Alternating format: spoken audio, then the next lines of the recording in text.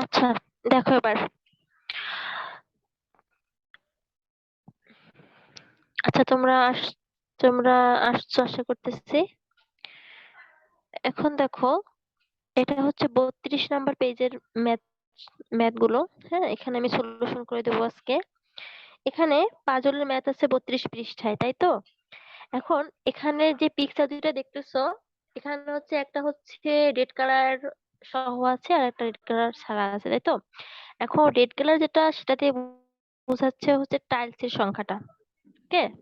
এখন আমাদের এইগুলো ম্যাথ করার জন্য আমাদের কিছু ধারণা থাকতে হবে, যেমন হচ্ছে ধরো হচ্ছে আয়তক্ষেত্রের পরিসীমা কি, মানে হচ্ছে সূত্রটা কি, তারপর হচ্ছে ক্ষেত্রফলের সূত্র কি, সামান্তরিকের ক্ষেত্রফলের সূত্র কি, তারপর হচ্ছে ট্রাপিজিয়ামের ক্ষেত্রফলের সূত্র কি, বর্গক্ষেত্রটা কি, বর্গক্ষেত্রের সূত্র বা পরিসীমা, এটা হচ্ছে তোমাদের প্রথমত জানতে হবে।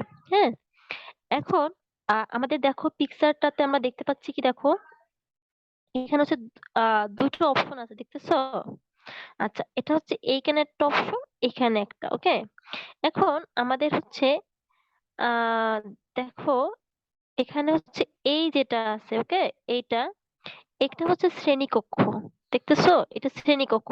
তাহলে দেখো, এই যে পিকচারটা আমরা দেখাচ্ছি, সেখানে দেখাচ্ছে কি, দেখো শ্রেণীকক্ষ। তো শ্রেণীকক্ষটা কি রূপ আছে? এটা আছে ধরো আয়তাকার। তাহলে আয়তাকার ক্ষেত্রের ক্ষেত্রফলের সূত্র কি? দৈর্ঘ্য গুণ প্রস্থ। ঠিক আছে? তাহলে কি? দৈর্ঘ্য গুণ প্রস্থ। তাহলে আয়তক্ষেত্রের ক্ষেত্রফলের সূত্র হচ্ছে কি? দৈর্ঘ্য গুণ, তারপরে কি, প্রস্থ। এটা অবশ্যই জানো তোমরা, তাই না? আচ্ছা, তাহলে আমরা আয়তক্ষেত্রের ক্ষেত্রফলের সূত্র পাইলাম, দৈর্ঘ্য গুণ প্রস্থ বর্গ একক। যেহেতু দেখো, এখানে আমি একক কেন বললাম, এখানে আমি এককটা ইউজ করবো এই জন্য, কারণ এখানে প্রত্যেকটা কিন্তু একক হিসাবে আছে, দেখতেছো? একক হিসাবে আছে। ওকে। আচ্ছা,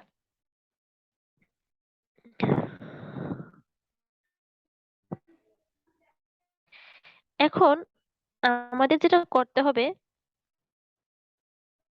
সেটা হচ্ছে, আমাদের এখানে দেখাচ্ছে কি প্রথমে, যে এটা হচ্ছে আয়তক্ষেত্র আর উপরেরটা কি, ট্রাপিজিয়াম। ঠিক আছে? এখন আমরা আয়তক্ষেত্রের ক্ষেত্রফলের সূত্র জানছি কি, দৈর্ঘ্য গুণ প্রস্থ, তাই তো? আর ট্রাপিজিয়ামের ক্ষেত্রফলের সূত্র কি? ট্রাপিজিয়ামের ক্ষেত্রফলের সূত্র হচ্ছে তোমার, হচ্ছে দেখো আমি লিখে দিচ্ছি, নোট করো দরকার হলে। হচ্ছে আহ 1/2, মানে 1/2, 2, আর তারপর হচ্ছে কি, তারপর হচ্ছে তোমার হচ্ছে উম সমান্তরাল দুই বাহুর হচ্ছে যোগফল। এখানে সমান্তরাল দুই বাহুর যোগফল বলতে বুঝাইছে হচ্ছে, এখানে দুটা বাহু দেখতে পাচ্ছ তোমরা, এই একটা বাহু, এই একটা বাহু, তাই না? এটা হচ্ছে এটা হচ্ছে তোমার কিসের বাহু? এটা হচ্ছে ট্রাপিজিয়ামের দুইটা বাহু, তাই না? সমান দূরত্ব বজায় রেখে ওরা কিন্তু চলতেছে। তা সমান্তরাল বলতে কি বোঝায়? যে দুটা বাহুর মধ্যে একটা নির্দিষ্ট একটা ডিস্টেন্স রেখে ওরা কি চলতেছে, এটা হচ্ছে সমান্তরাল বাহু।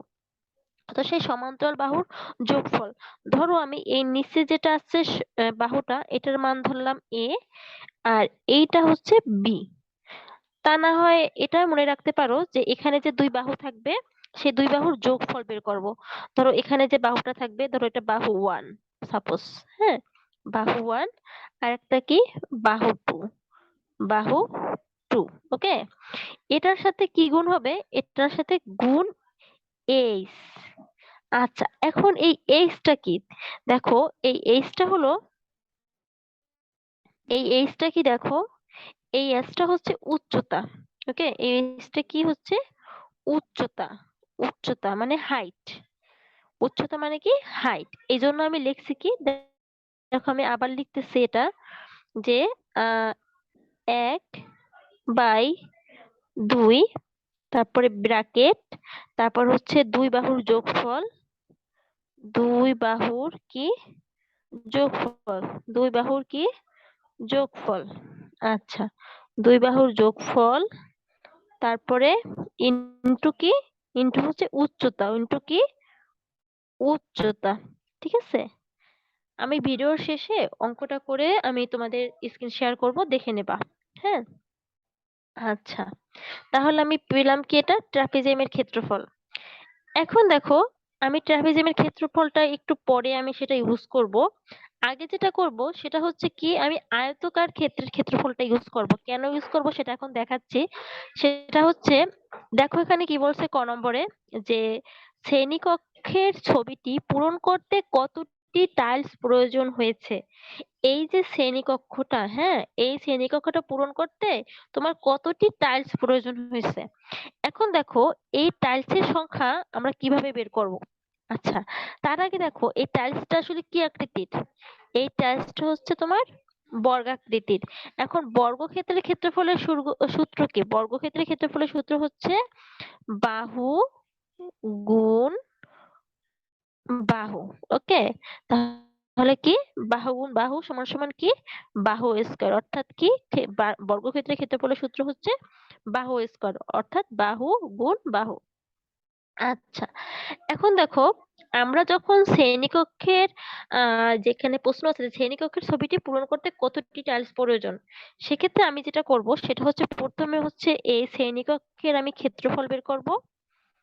দেন হচ্ছে এই বর্গাকৃতির যে টাইলসের আছে সেটার আর হচ্ছে ক্ষেত্রফল বের করব। দেন হচ্ছে দুইটা কি করব, আমি ভাগ করব।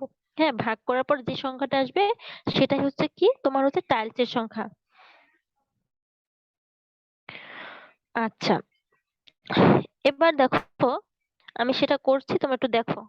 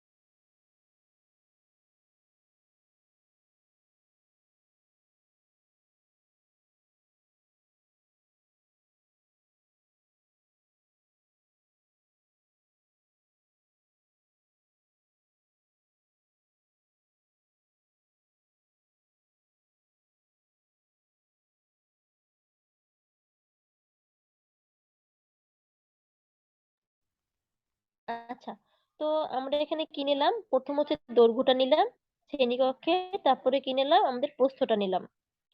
তাহলে দৈর্ঘ্য গুণ প্রস্থ, এটা হচ্ছে শ্রেণীকক্ষের ক্ষেত্রফল। শ্রেণীকক্ষটা আমাদের কি আকৃতির ছিল? শ্রেণীকক্ষটা ছিল আমাদের আয়তকার আকৃতির, ঠিক আছে। আয়তকার আকৃতির ছিল বিধায় কি নিয়েছি আমরা, দৈর্ঘ্য নিছি আর কি নিয়েছি, প্রস্থ নিছি। আর বর্গ একক কেন নিছি, কারণ এখানে প্রত্যেকটার মান একক হিসেবে দেওয়া ছিল। তোমাদের প্রশ্ন তোমরা দেখছো যে এখানে, তাই আমি কি লিখছি, বর্গ একক, যেহেতু আমি ক্ষেত্রফল বের করেছি।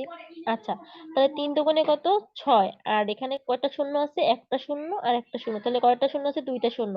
সেজন্য আমাদের কি হয়েছে, বর্গ একক। ঠিক আছে। আচ্ছা, তারপরে দেখো এখানে কি, টাইলসের ক্ষেত্রফল।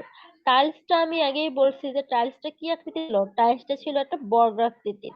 তাহলে বর্গাকৃতির আকৃতির ক্ষেত্রফলের সূত্র কি, বাহু গুণ বাহু। তাহলে এখানে ছিল 7, এটা ছিল 7। তাহলে 7 গুণ 7 কত, 49। 7 গুণ 7 কত, 49 বর্গ একক। ঠিক আছে। তাহলে টাইলসের প্রয়োজন আমার কতটি হবে, টাইলসের প্রয়োজন হবে, এটা হচ্ছে শ্রেণীকক্ষের ক্ষেত্রফল, আর এটা হচ্ছে কিসের ক্ষেত্রফল, এটা হচ্ছে টাইলসের ক্ষেত্রফল। তাহলে শ্রেণীকক্ষের ক্ষেত্রফল আর টাইলসের ক্ষেত্রফলের মধ্যে কি সম্পর্ক হবে, একটা ভাগ সম্পর্ক হবে। ভাগ সম্পর্ক হওয়ার পর তোমরা দেখবা এই ক্যালকুলেশনটার উত্তর আসে কি, কত, 12.448টি। তাহলে এই শ্রেণীকক্ষটা শুধু এইটুক, দেখো এই ক নম্বর উত্তরের জন্য এইটুক হবে, যে শ্রেণীকক্ষটা এইটা, যে এখানে কতটুক টাইলস লাগবে।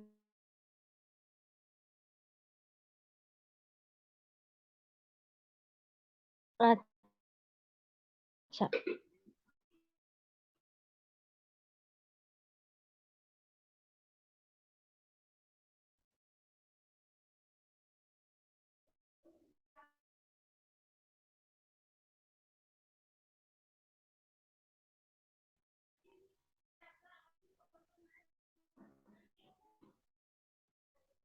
ওকে, আমি দরকার হলে আবার দেখাচ্ছি, দেখো এখানে কি বললাম, আমাদের ক নম্বরে বলছে যে শ্রেণীকক্ষে তোমার কতটি টাইলস প্রয়োজন সেটা চাইছে।